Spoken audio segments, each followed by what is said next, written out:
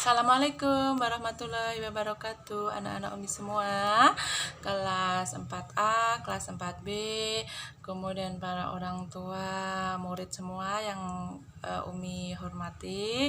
Apa kabar semuanya? Semoga semuanya dalam keadaan sehat walafiat, tidak kurang suatu apa ya.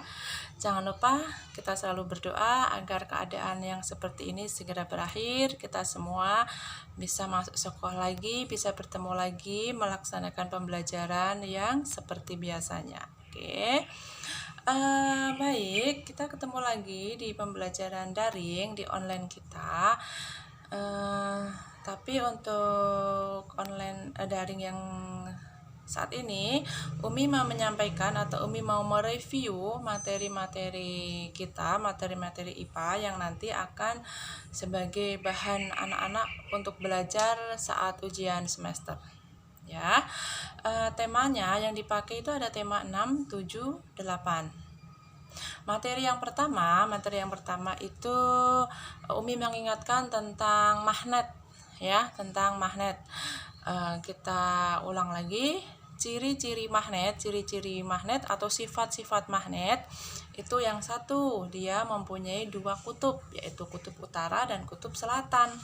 Sifat yang kedua, apabila kutub utara dan kutub selatan, apabila dua kutub yang sama didekatkan, misalnya utara ketemu utara atau selatan ketemu selatan didekatkan, maka dia akan saling tolak menolak, artinya tidak bisa bersatu. Ya. Sifat yang ketiga, apabila kutub magnet tidak sama saling didekatkan, utara dengan selatan atau selatan dengan utara saling didekatkan, maka dia akan tarik menarik, artinya dia nanti akan bisa bersatu. Kemudian poin selanjutnya yaitu tentang cara-cara pembuatan magnet.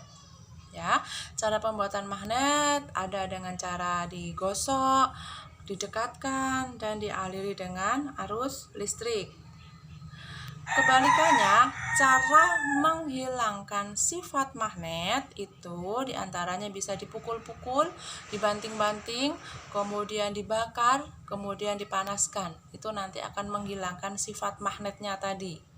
Ya, itu materi yang pertama. Kemudian materi kita yang kedua itu ada di tema 7, itu tentang gaya dan gerak. Anak-anak Umi ingat tentang gaya dan gerak ya.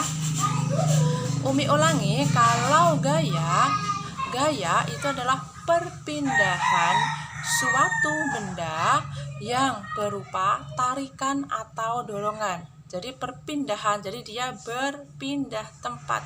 Kalau benda itu dia cuma diam saja, tidak bergerak, berarti benda itu tidak mengalami gaya. Ingat ya, kemarin sudah Umi contohkan, jika benda itu cuma diam, tidak bergerak, maka dia tidak mengalami gaya. Gaya itu adalah perpindahan suatu benda karena adanya tarikan atau dorongan. Paham ya? Nah, contoh gaya berupa tarian itu kebanyak. Misalnya ada saat kita mengerek bendera, kemudian saat kita menggulung benang layang-layang ya, digulung benang layang-layangnya. Kemudian ketika kita mengangkat kursi, mengangkat buku, kita menggendong tas, itu adalah gaya tarian. Sedangkan contoh dari gaya yang berupa dorongan itu misalnya seperti kita mendorong meja, kemudian saat menendang bola, kemudian saat kita mengayuh sepeda, itu adalah gaya dorong. Oke. Terus jenis-jenis gaya berdasarkan penyebabnya. Jenis-jenis gaya berdasarkan penyebabnya itu kemarin ada 6. 1 itu gaya otot, gaya magnet, kemudian gaya gravitasi bumi, gaya mesin, gaya listrik, dan gaya pegas. Itu ya, berdasarkan penyebabnya. Paham? Poin berikutnya Poin berikutnya itu tentang pengaruh gaya otot terhadap benda.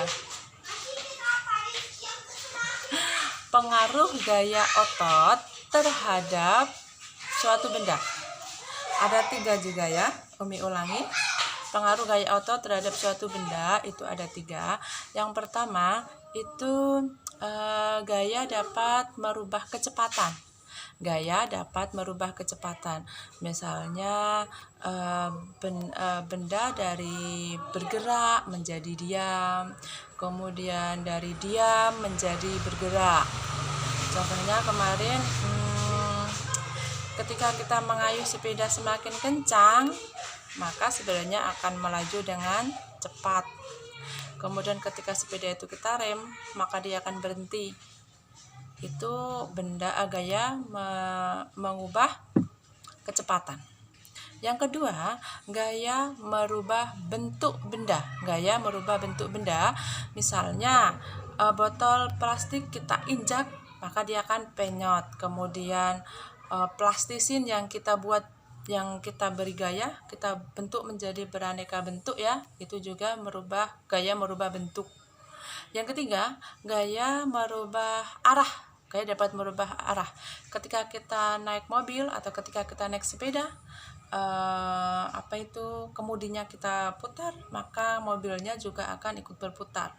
Sepeda kita belokkan ke kiri, maka sepeda itu akan berbelok ke kiri. Jadi pengaruh gaya otot terhadap benda, 1, gaya dapat merubah bentuk.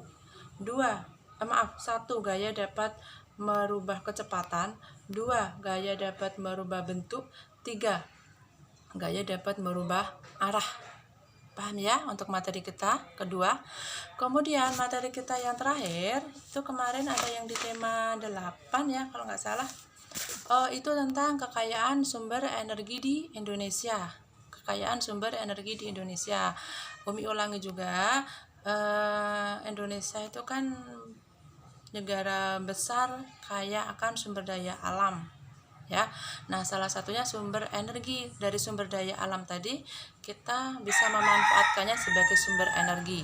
Nah, sumber energi itu dibagi menjadi 2. Ingat ya, sumber energi dibagi menjadi 2. Yang pertama itu sumber energi yang dapat diperbarui. Artinya energi ini kalau habis, energi yang tidak bisa habis ya. Sumber energi yang dapat diperbarui itu adalah energi yang dapat diperbarui lagi yang jumlahnya tidak akan habis. Energi yang dapat diperbarui lagi yang jumlahnya tidak akan habis di bumi kita ya. Contohnya seperti matahari, air, angin, kemudian makanan. Itu sumber energi yang dapat diperbarui. Ingat, yang dapat diperbarui itu yang jumlahnya tidak akan bisa habis. Yang kedua, itu sumber energi yang tidak dapat diperbarui. Sumber energi tidak dapat diperbarui artinya sumber energi yang jumlahnya terbatas atau bisa habis. Dia jumlahnya terbatas dan bisa habis. Kalaupun kita buat lagi, kita perbarui lagi, itu membutuhkan waktu yang sangat lama, yang butuh berjuta-juta tahun. Itu misalnya ada batu bara, kemudian minyak bumi, kemudian mineral alam ya. Sumber energi ada 2, yang satu yang dapat diperbarui, yang kedua yang tidak dapat diperbarui. Oke, jadi materi kita yang dipelajari anak-anak untuk ujian tadi ada 3 ya nak ya. 1, magnet, kedua gaya dan gerak, ketiga sumber energi. Oke, nanti kalau ada yang masih belum jelas, boleh anak-anak Umi WhatsApp pribadi ke Umi Suci ya. Nanti insya Allah Umi bantu dalam belajarnya. Oke, paham anak-anak Umi semua? Oke, selamat belajar di rumah. Semangat terus belajarnya, semangat terus ibadahnya. Semoga anak-anak Umi semuanya selalu dalam istiqomah, menjadi anak yang soleh dan solihah semuanya. Salam dari Umi. Assalamualaikum warahmatullahi wabarakatuh. Salam juga untuk Umi dan Abi di rumah dari saya. Permisi.